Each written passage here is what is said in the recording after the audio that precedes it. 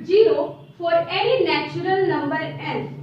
इस क्वेश्चन में क्या है, इस क्वेश्चन में ये है कि आपको चेक करना है कि 6 to the power n, n कोई भी नेचुरल नंबर है, ठीक है, n कोई भी नेचुरल नंबर है जिसका पावर n है, मींस 6 का पावर n है, कोई भी 6 का पावर कुछ भी हो सकता है, n मींस नेचुरल नंबर हो सकता है 1 से इंफिनिटी तक, ठीक है, 1 2 3 4 सब टू इंफिनिटी तक।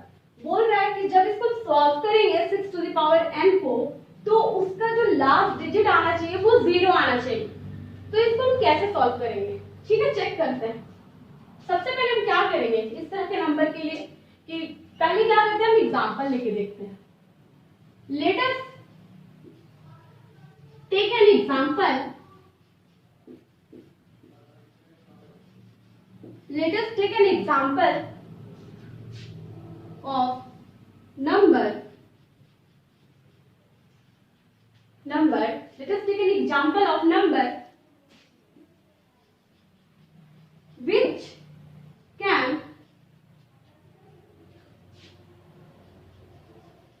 ends with the digit 0, ends with the digit 0। यहाँ पे सबसे पहले क्या है कि हम क्या करेंगे इस क्वेश्चन में, पहले एग्जांपल लेके दिखाएंगे, एग्जांपल लेके देखते हैं कि कौन कौन सा नंबर है। जैसे कि मान लो यहाँ पे 10 है, क्या एग्जांपल, ये सबसे पहला 10 में क्या लेते हैं कि लास्ट डिजिट इसका 0 आता है। तो जब इसका हम फैक्टराइजेशन करते हैं, 10 का हम फैक्टर करते हैं, प्राइम फैक्टर, तो 2 5 जा 10, 5 1 जा 5, यानी कि यहाँ पे 2 क्रॉस 5 का फॉर्म आया। कुछ और एग्जांपल लेते हैं, जैसे कि 20 ले लेते हैं, 20 को करके देखते हैं। 2 1 जा 2 0, 2 5 जा 10, 5 1 जा 5। क्या देख रहे हैं, 2 इंटू 2 इंटू 5 मीन्स 2 का स्क्वायर इंटू 5, अभी भी 2 क्रॉस 5 का फॉर्म आया। कुछ और एग्जांपल लेते हैं जिसके लास्ट में 0 आता हो, जैसे मान लेते हैं 100 कर देते हैं। इस बार 100 का एग्जांपल लेके देखते हैं। 100 का फैक्टराइज करेंगे तो 2 5 जा 10 0, 2 25 एंड 5 5 जा 25, 5 1 जा 5, ठीक है, 5 1 जा 5। तो यहाँ पे जब फैक्टराइजेशन किए तो 2 इंटू 2 आया एंड 5 इंटू 5 आया, मीन्स क्या आया, 2 का स्क्वायर इंटू, इसको लिख सकते हैं ना, 2 2 टाइम्स है तो 2 का स्क्वायर, 5 2 टाइम्स है तो 5 का स्क्वायर। चलो कुछ और एग्जांपल ले लेते हैं, क्या ले ले, मान लेते हैं 1000 या 400 ही ले लेते हैं। 400 का करके देखते हैं, या 4000 का करके देखते हैं, ठीक है, 4000 का 2 2 जा 4 0 0 0, 2 1 जा 10 0 0 0, 2 5 जा 10 0 0, 2 25, फिर 2 से जाएगा, 2 1 जा 2, 2 2 जा 4 एंड 2 5 जा 10, फिर क्या होगा, 5 से जाएगा, 5 2 जा 10, 5 5 जा 25 एंड 5 5 जा 25 एंड लास्टली 5 1 जा 5। यहाँ पर भी देखते हैं कि 2 का 1 2 3 4 5 क्या है, 2 into 2 into 2 into 2 into 2, 1 2 3 4 5 into 5 into 5 into 5, 5 into 5 into 5। इसको भी हम क्या लिख सकते हैं, 2 का पावर, 2 5 टाइम्स है ना, 2 कितने टाइम्स है, 5 टाइम्स, तो 2 का पावर 5 इंटू 5 का पावर 3 टाइम्स है तो 3 टाइम्स है। अब यहाँ पे ये दिखाने का मतलब क्या था बताते हैं। यहाँ पे हम एग्जांपल लिए, एक वैसा एग्जांपल ऑफ नंबर लिए, ऐसा नंबर लिए जिसके लास्ट में 0 आए। तो देखें कि जितना भी 0 लिए लास्ट के एग्जांपल में, 10 लिए, 20 लिए, 100 लिए, 4000 लिए, सब में किसी में 1 0 है, किसी में 00 है, किसी में 000 है लास्ट में। तो सारे के सारे में एक चीज हम यहाँ ऑब्जर्व करते हैं, क्या देखते हैं, ये 2 क्रॉस 5 के फॉर्म में आता है, ये भी 2 क्रॉस 5 के फॉर्म में, ये भी 2 क्रॉस 5 के फॉर्म में, और ये भी 2 क्रॉस 5 के फॉर्म में ही आता है। तो हम यहाँ लिख सकते हैं कि here we see that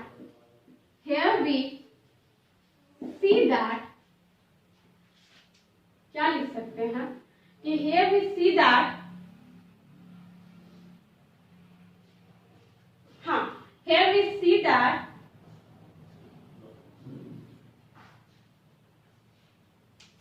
if a number here we see that if a number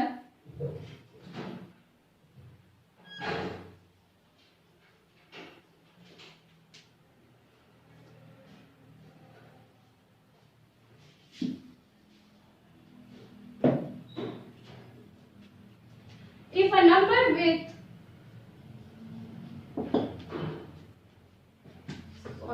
sorry देखो यहाँ here we see that if a number ends with the digit 0 ends with the digit 0 then prime factors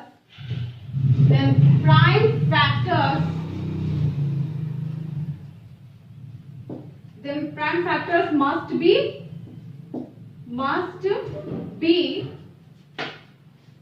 the pair of,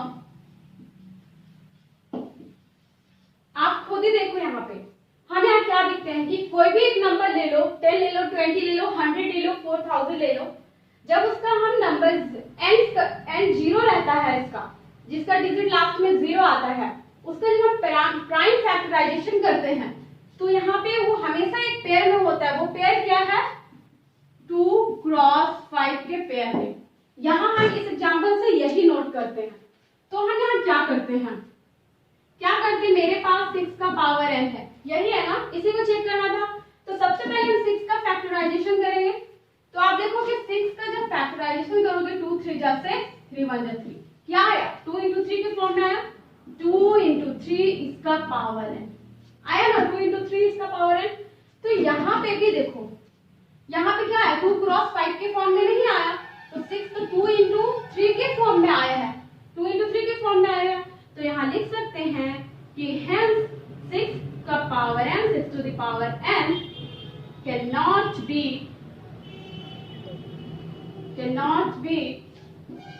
and with the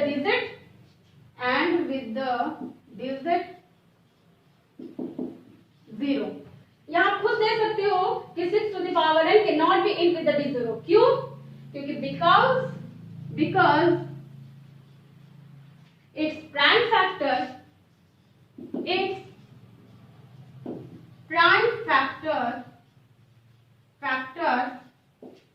क्या कर रहा है, ये contain नहीं कर रहा है, तो do not contain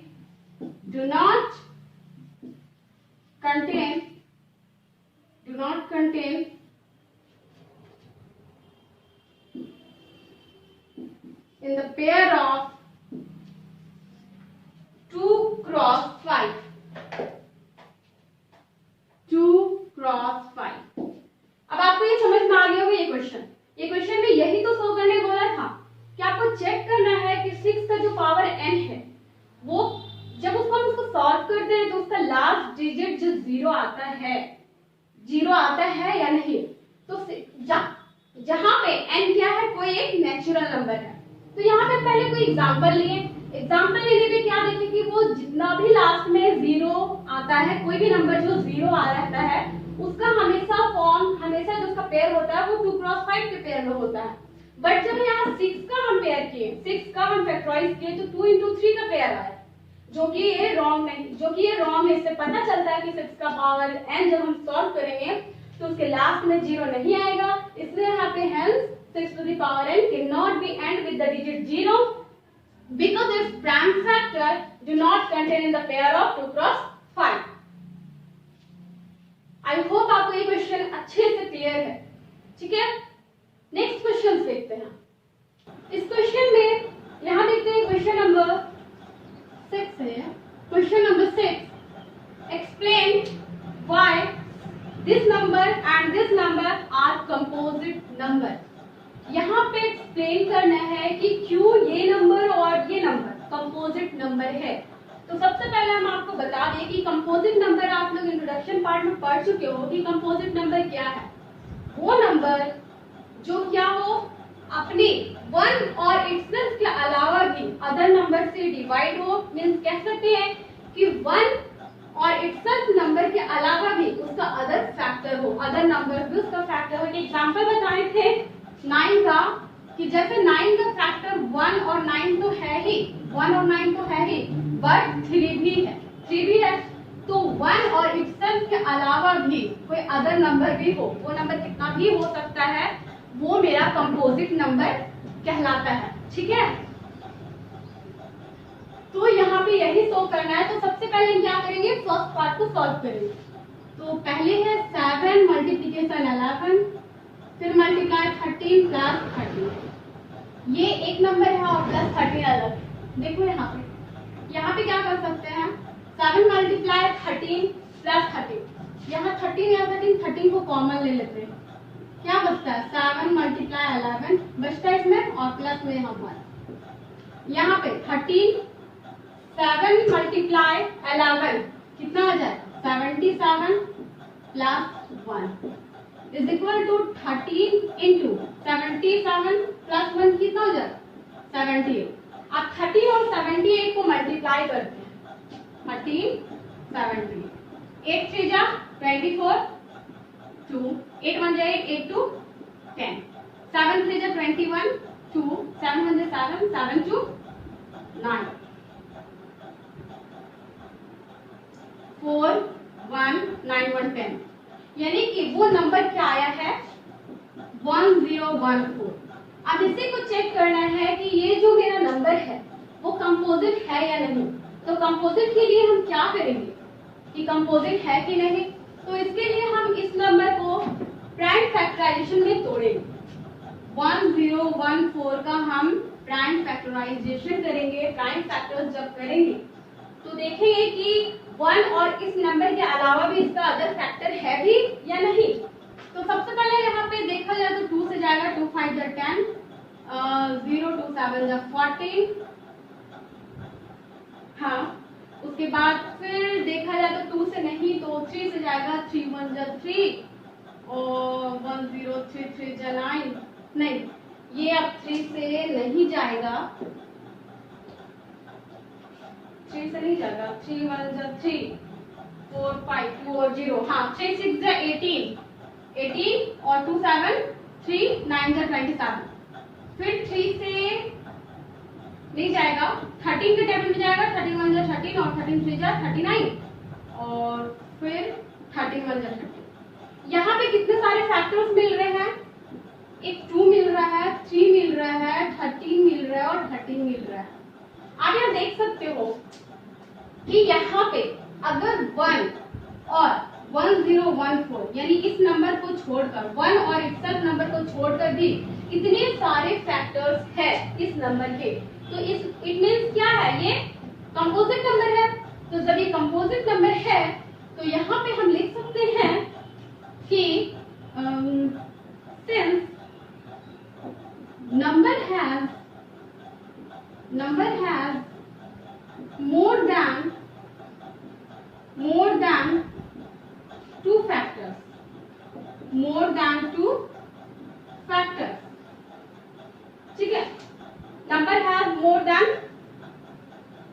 2 factors, so this is the composite number, this is the composite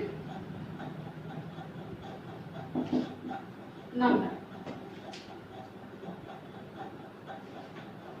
यहाँ पे देखिए इस ये क्वेश्चन तो सॉल्व हो गया, अभी ये पार्ट से सॉल्व हुआ है कि ये नंबर कंपोजिट नंबर है, क्योंकि क्या है इस नंबर में कि 2 फैक्टर्स के अलावा भी अदर नंबर्स भी इसमें है, इसलिए क्या है कंपोजिट नंबर है।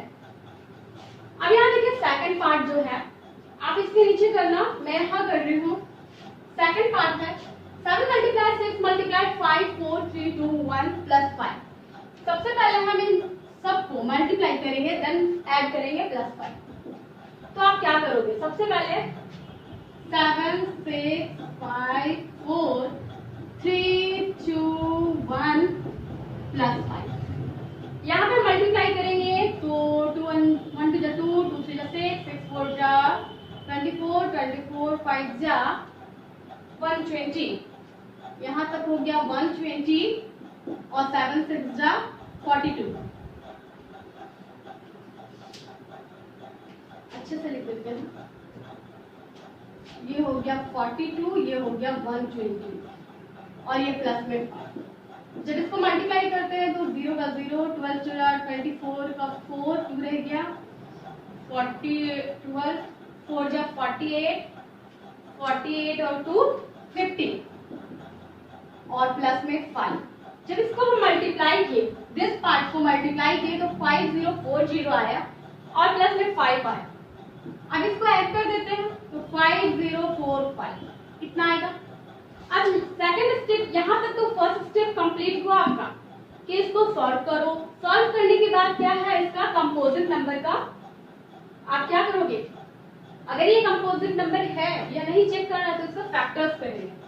तो सबसे पहले फैक्टर्स करते हैं 5045 का।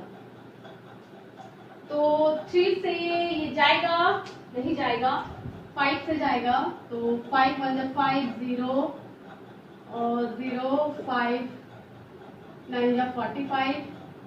अब ये भी प्राइम हो, ये भी प्राइम, अब ये नहीं जाएगा। तो इसका फैक्टर्स देखें तो 5 × 1009। यहाँ भी आप देखो, यहाँ भी आप देख सकते हो कि 1 और इसका इटसेल्फ नंबर यानी कि 5054 45 को छोड़कर भी ये दोनों नंबर अदर नंबर इसके फैक्टर्स है इसके फैक्टर्स 5 और ये। तो यहाँ पर भी ये प्रूफ होता है कि ये भी कंपोजिट नंबर है। तो यहाँ पर भी लिखोगे कि since number has more than 2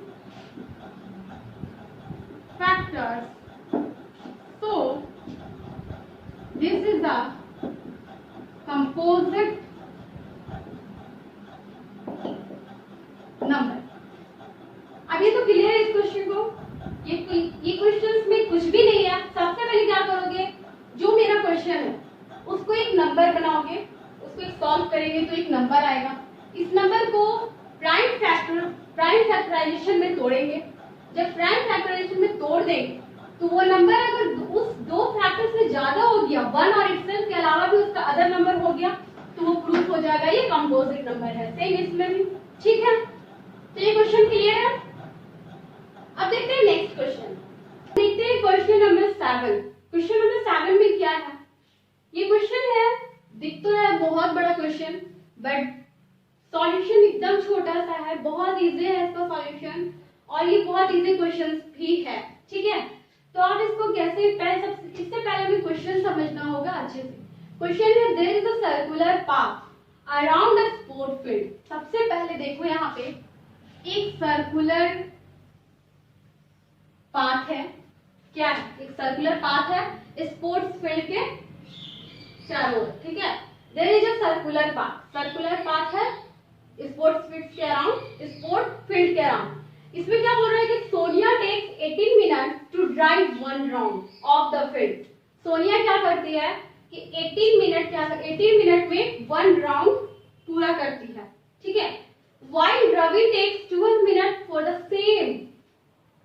लेकिन रवि वही एक राउंड को पूरा करने में 12 मिनट ही लेता है। तो यहाँ देखो, सपोज क्रॉस से हम दिखाते हैं सोनिया को। सोनिया ये स्टार्ट करते हैं यहाँ से और कितना टाइम लेती है 18 मिनट पूरा करने में। सोनिया 18 मिनट पर राउंड, एक राउंड को पूरा करने में 18 मिनट। इस सर्कल से दिखाते हैं रवि को। रवि कितना लेता है, रवि 1 राउंड को पूरा करने में 12 मिनट ही लेता है, मीन्स सोनिया से कम लेता है, ठीक है। कम टाइम में वो एक राउंड पूरा कर लेता है। तो बोल रहा है कि suppose they both start at the same point, suppose करना है कि दोनों सोनिया भी और रवि भी दोनों सेम पॉइंट से स्टार्ट करते हैं और सेम टाइम पे and go in the same direction. Same time same point से, यहाँ इस पॉइंट से स्टार्ट करते हैं और सेम डायरेक्शन में क्या करते हैं, राउंड करते हैं। तो बोल रहा है after how many minutes will they meet again, कितने मिनट्स के बाद वो लोग एक जगह पे meet again in the starting point. इसे ये क्या है, ये तो स्टार्टिंग पॉइंट है ना, स्टार्टिंग पॉइंट यहां से स्टार्ट किए सोनिया और रवि, ठीक है, और फिर कितने मिनट्स के बाद जो है अगेन वो क्या करेंगे, फिर से स्टार्टिंग पॉइंट पे मिलेंगे। तो ऐसे कैसे हो सकता है, मान लो रवि है वो 12 मिनट ही लेता है तो रवि तो जल्दी चल जाएगा ना, जल्दी राउंड कवर कर लेगा। बट देखो, बट यहाँ पे फिर तो वो कभी ना कभी तो मिलेंगे ही। देखो इसके लिए यहाँ पे है, मान लो कि Sonia meet Ravi, Sonia meet Ravi after X round, X round. मान लो कि सोनिया रवि से मिलती है एक्स राउंड, तो Sonia time taken bye Sonia, तो सोनिया कितना टाइम लेती है, सोनिया कितना टाइम लेगी, सोनिया 18 मिनट्स पर राउंड जा रही ना, और अगर एक्स राउंड के बाद अगर मिलती है सोनिया रवि से तो वो 18 मल्टीपल एक्स होगा, 18 मल्टीपल एक्स टाइम लेगी। फिर अगर मान लो कि रवि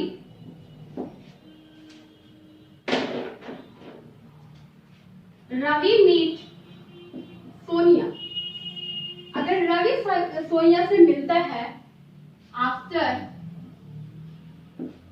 मान लो इसको वाई राउंड है ना, वाई राउंड, यहाँ पे आपको लेट कर लेना है कि let Sonia meet Ravi after X round, यानी कि सोनिया मिलती है रवि से मान लो एक्स राउंड के बाद। ये एक्स राउंड कितना वो हम नहीं जानते, 1 है 2 है 3 है 4 है नहीं जानते, लेकिन ये पता है कि उस सोनिया के द्वारा जो लिया गया टाइम है वो 18 मल्टीपल एक्स होगा, कुछ तो यहाँ मल्टीपल होगा ही होगा क्योंकि 18 मिनट में वो कवर कर रही है। उसके बाद रवि भी सोनिया से मिल रहा है वाई राउंड के बाद, तो time taken by Ravi is equal to कितने मिनट, 12 मिनट ले रहा है ना, तो 12 मिनट्स इंटू वाई, कुछ वाई राउंड के बाद मिल रहा है तो वाई मीन्स होगा। तो यहाँ पे हम देख सकते हैं कि 18 मल्टीप्लाई एक्स है ना, 18 मल्टीप्लाई एक्स, इसको यहाँ साइड में लिख देते हैं समझने के लिए, मीन्स 18 का मल्टीपल, कुछ तो मल्टीपल होगा, 18 मल्टीप्लाई एक्स मीन्स 18 का कुछ मल्टीपल होगा, और फिर 12 मल्टीप्लाई वाई है ना, रवि के द्वारा लिया गया टाइम, तो यहाँ 12 का भी कुछ मल्टीपल होगा। तो यहाँ पे देखो क्या बोला है कि after how many minutes will they meet again.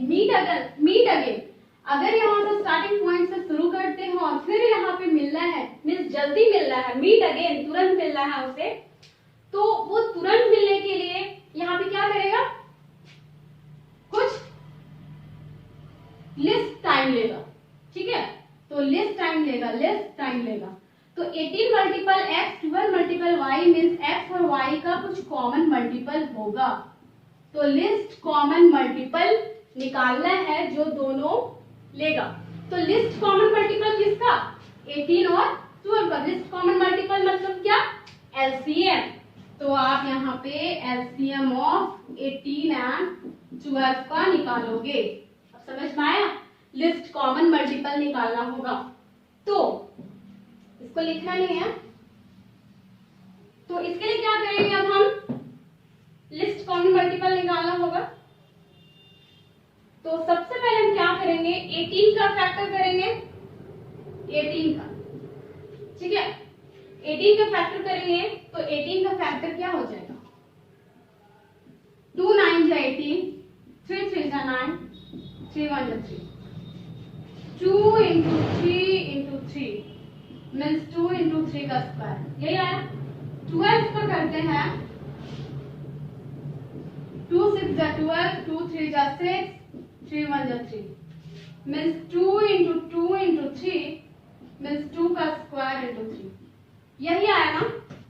तो जब हम इसका एलसीएम निकालते हैं, LCM of 18 and 12 is equal to, यहाँ पे एलसीएम में भी आप लोगों को बताया गया था कि जब कॉमन नंबर रहे दोनों में, ऐसे तो हम एलसीएम में सारे नंबर को लेते हैं, लेकिन बट अगर कॉमन नंबर रहे तो जो ग्रेटेस्ट नंबर आता है, जैसे यहाँ 2 है, यहाँ 2 का स्क्वायर है, तो ये ज्यादा है, ये ज्यादा है ना, तो हम क्या करेंगे 2 का स्क्वायर लेंगे। अब 2 का काम खत्म।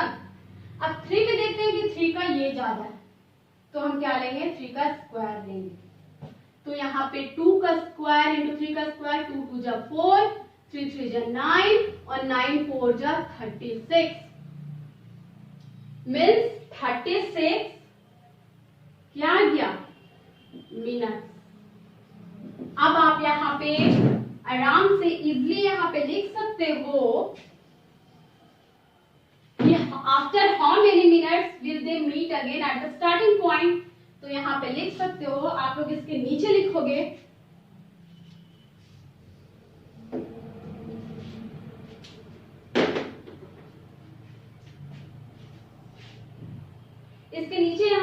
इसके नीचे लिखोगे कि how many minutes will they meet again at the same point. तो लिखोगे hence they will meet again, they will meet again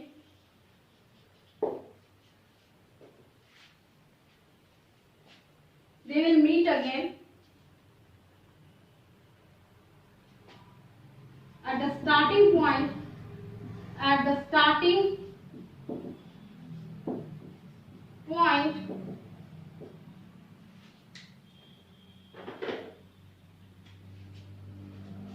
after 36 minutes. Hence they will meet again, they will meet again at the starting point after 36 minutes. ये हो गया आपका answer. यहाँ पे समझ में आया क्वेश्चन। सोनिया 18 मिनट लेती है एक राउंड को पूरा करने में, रवि 12 मिनट लेता है एक राउंड को पूरा करने में।